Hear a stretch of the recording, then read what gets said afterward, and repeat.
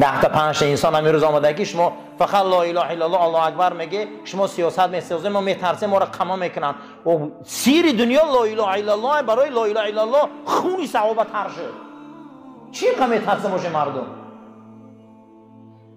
این دنیا ای لا اله الا الله آباده، این دنیا با لا اله الا الله آباد شد. 8,500 صحابه در زمین قادسیه با برکت کلمه لا اله الا الله مرد که فارس شکست داد. پیغمبر ما معراج رفت، در سدرة المنتهی الله اکبر فهمید. مردم چی اینقدر به نعره تکبیر میترسیده باشن؟ برای اون که ابلیس ها بخواد شد، شیطان ها بخواد شد، با همش میل منافق زیاد شد. هیچ ما ترس پیدا نکنه. خدا میگه و رضوان من الله اکبر، و فردا میگه چهره خدای اکبر را شما در بهشت میبینید. الله اکبر. حضرت ابراهیم خلیل الرحمن وادی قدیمی یک از گوسفنداش خدگی، یک جوان همونجا الله اکبر گفته شدگی بود، گفت واه در این سرزمین کفر یک اکبر گو بوده 100 تا گوسفندش دادم گفت فقیر ده. امروز ولی برای الله اکبر گفتن و هیچ کس هیچ نداده با من میکنه که اینو نگوه. برای الله اکبر رسول الله مهنت کرد. این ایدای ملکوتیه. هیچ محل کلمه توحید نترسه، هیچ محل از این کلمه الله اکبر نترسه. خیلی کنی به الله اکبر نماز سر کنی، خیلی کنی به الله اکبر کنی نماز شروع کنی. میخواهیم دنیامون آباد شود، بیا یک بار مردنمون یاد کنیم.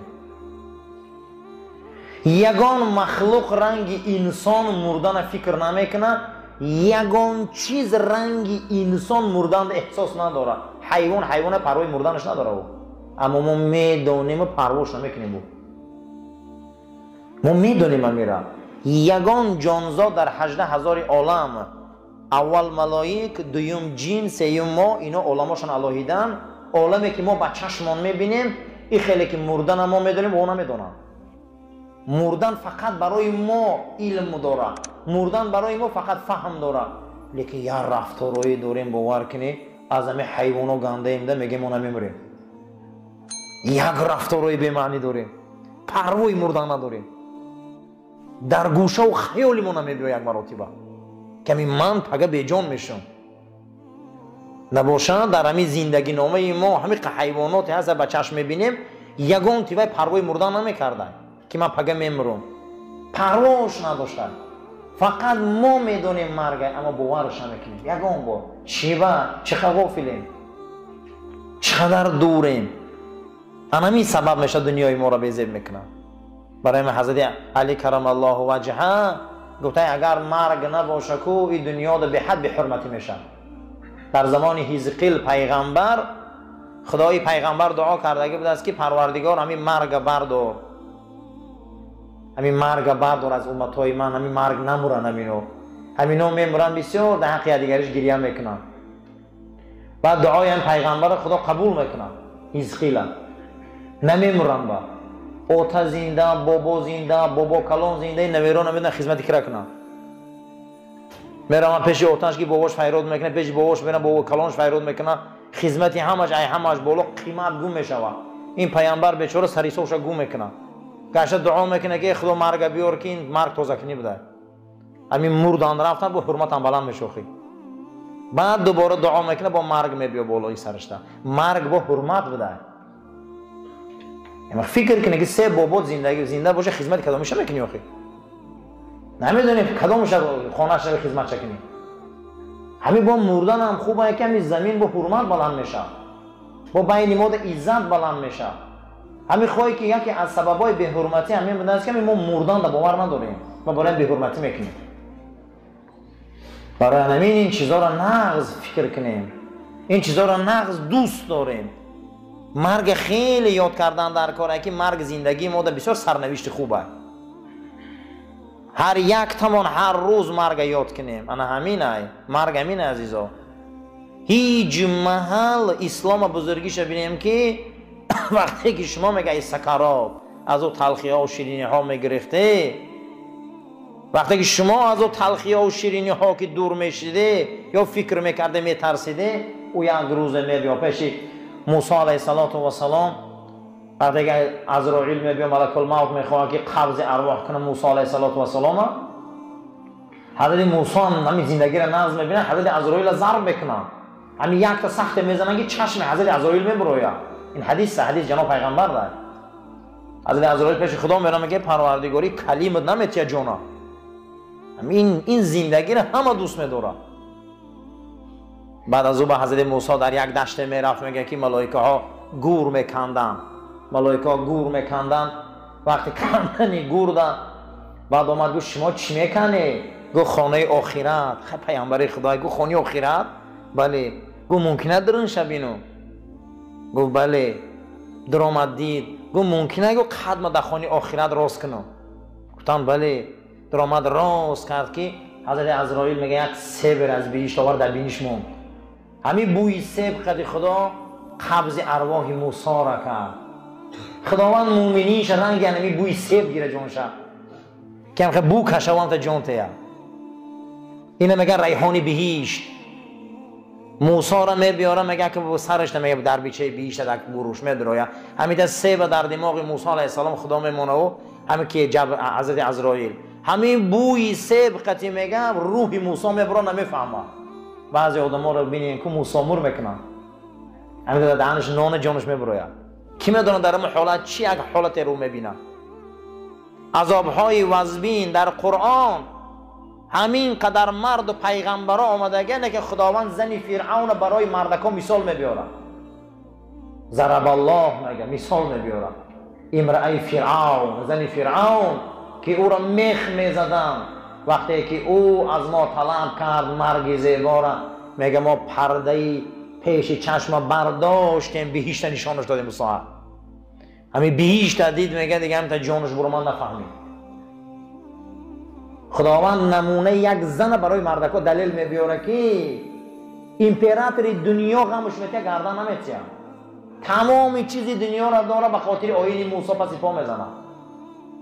انا دنیاش آباد میشود. میخوام که پروردگارا و نجینی، من نجات از این ظالم، من خلاص و میگه خدام پرده را از پیش چشمش دور میکنه. همین دور کردن ده میگه دیگه جنت الفردوس میبینه. همین حالت جانش میبروه و خبر نمییابه. بعضی انسان هست اگه تماشای بیش خیلی جانشان میبروه.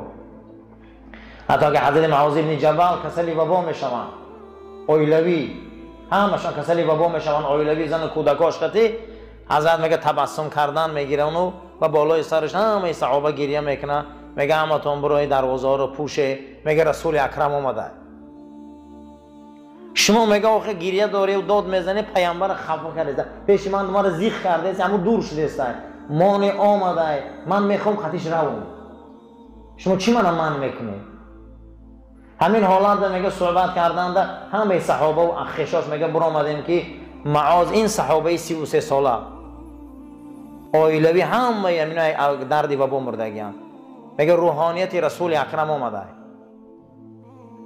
خشا به حال انسان هایی که دنیا رو این خیلی فکر کنن. همین که میگه جانش برو آمده این صحابه در وبا رفت.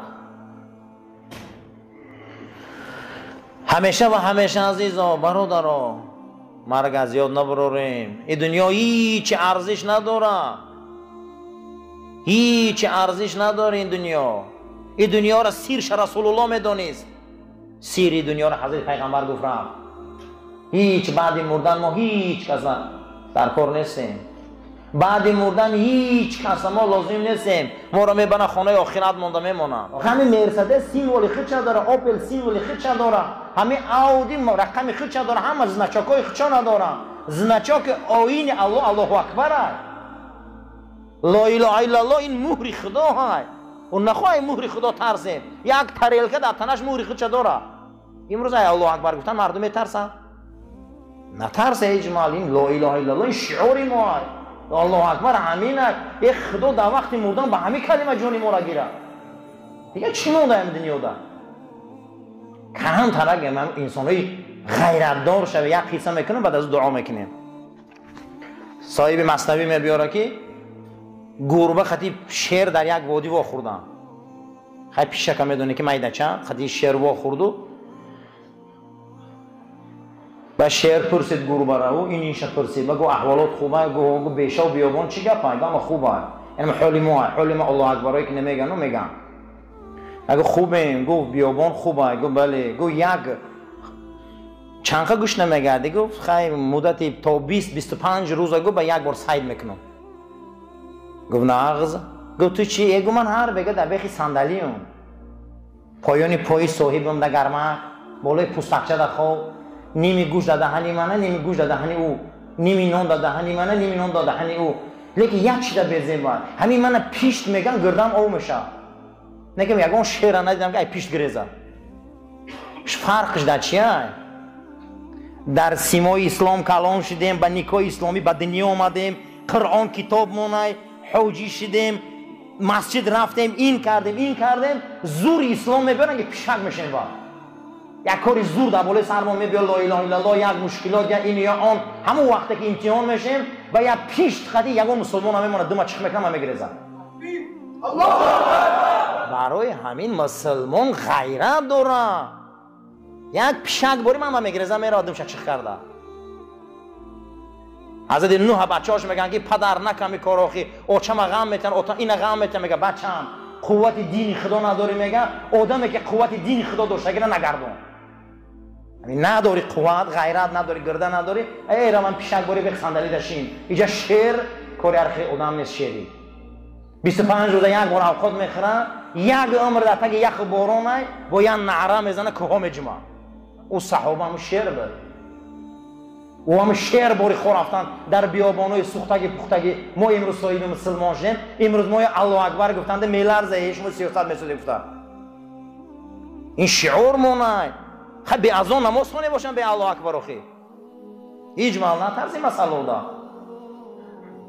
خداوند همین هر یک تمونه با کلمه طیبه این دنیا برن همه تا ناز میدونن که وقتی حضور نبی کریم صلی الله علیه و سلم صحابه با نام مکتوم آمد حضرت توجهش نکردن مکتوم عبدالله ابن مکتوم که بود یک شخصیت از صحابه بود که چشمشون کم خیره میدید کور بود وقتی حضور نبی کریم آمدن صلی الله علیه و سلم حضرت اهمیتش ندادن خداوند سوره عبسه را نازل کرد اعوذ بالله من الشیطان الرجیم بسم الله الرحمن الرحیم ان جاءه الاعمی تو ترش روی میکنی رو تا میگردانی وقتی که یک مرد نابینا پیشت میبیو خداوند پیغمبرش چیکار کرد آگاه کرد که در پیش مردم ترش روی نکنی در شیوه خود نمیشوی نمیزیبا عبسه و تولا سبب نزولش همین شد که امروز ما یکی از بد اخلاقی ما همین ترش روی مونن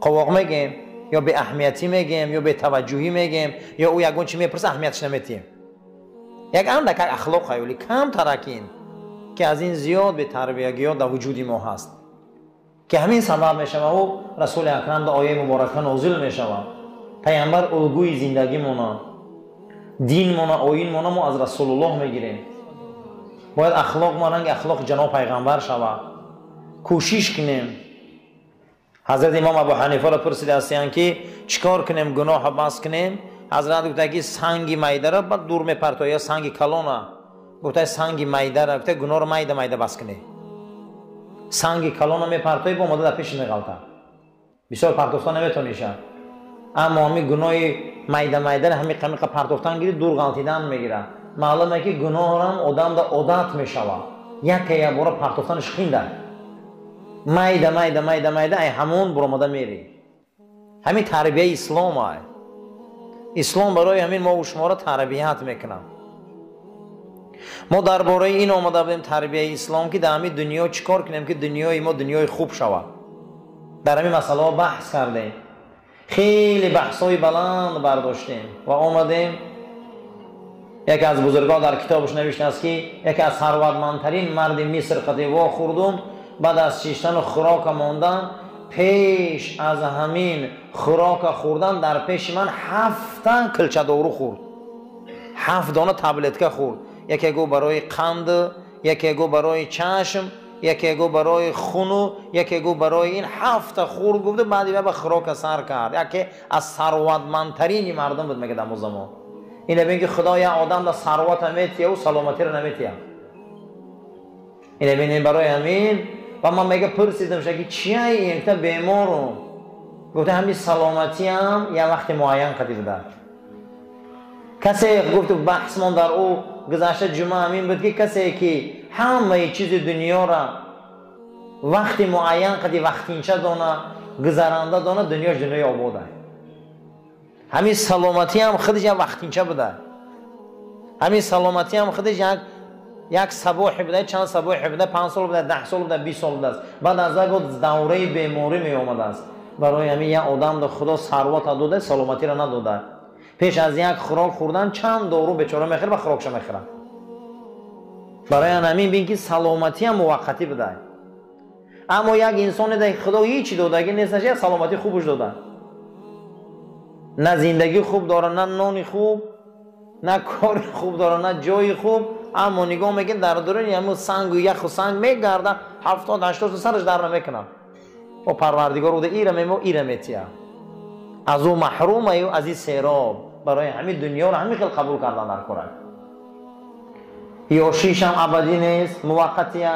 پیریش هم موقتیه.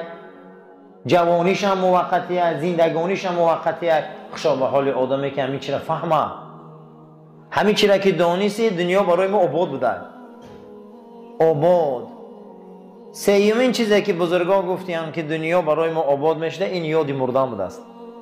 خیلی تعلیم مردن رو ای بزرگان آموزه درباره مردن گپ بسیار یاد گیره که همین مردن چیه؟ همین دنیا دا باید هر یک تمام درباره مردن بسیار یاد گیریم. مردن چیه؟ یاد مرگ میگن او را. سیومین چیزی که ما و شما را دنیا ما آباد میکرده این چی بوده است؟ یادی مرگ. یادی مردن، یادی مرگ اون چیست؟ اعوذ بالله من الشیطان الرجیم بسم الله الرحمن الرحیم و جاءت سکرة الموت بالحق. خداوند از سوره قاف این داستان رو میبیاره. فرا رسید تلخی و شیرینی های مردن. اگه وقتش آمد میگه ذالک ما کنت منه تحید. ایامون مرگ که میگریختی، ایامون مرگ میگریختی.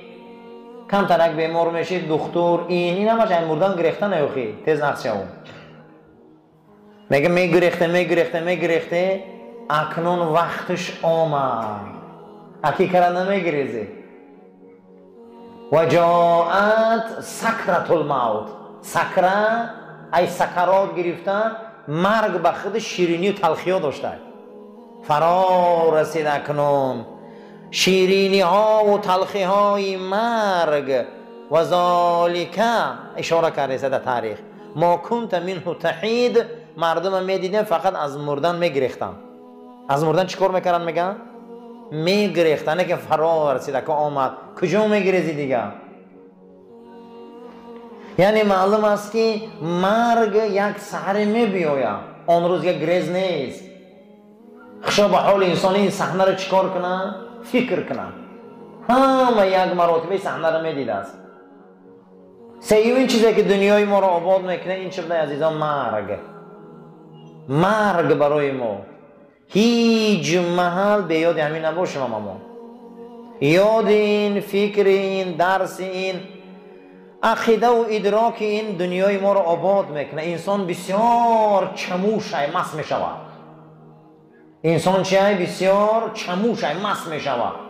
5 چیز عقل از بین میبره.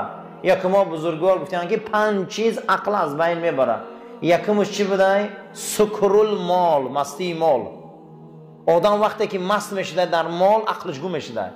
قارون چی دیوانه کرد؟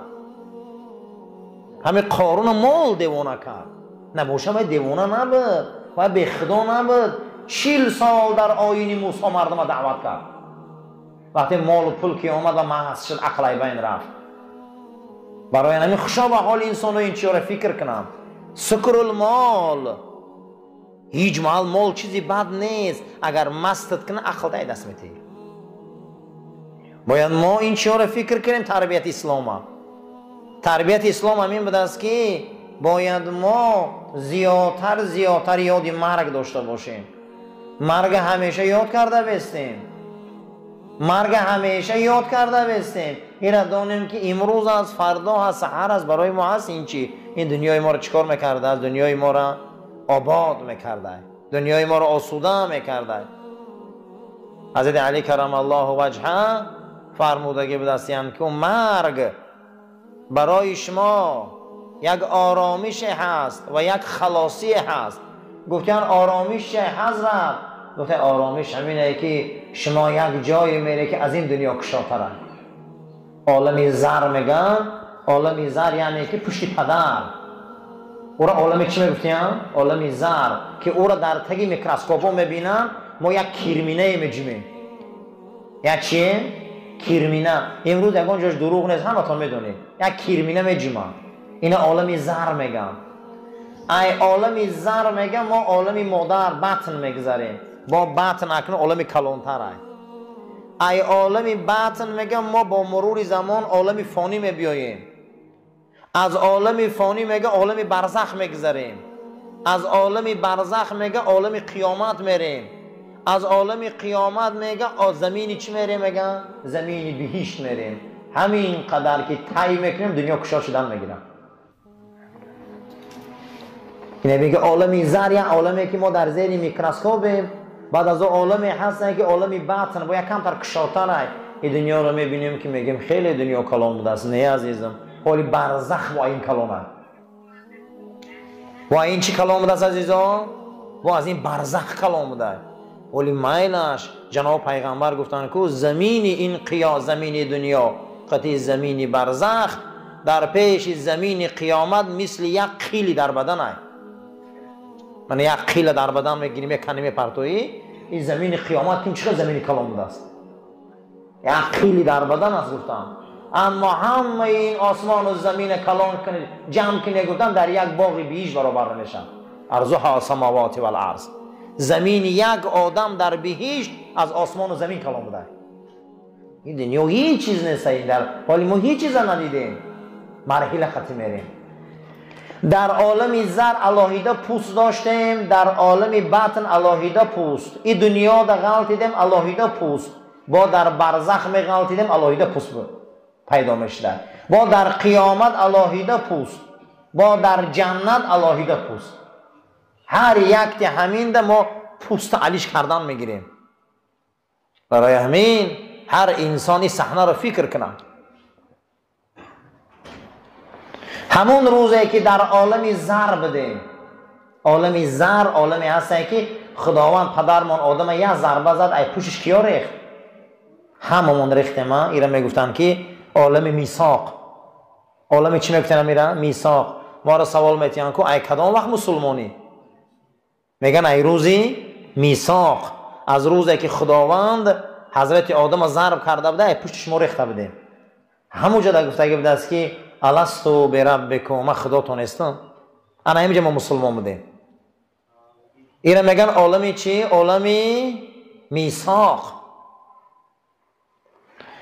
عالمی زرد آمدیم قرار نگرفتیم در پشت پدرها.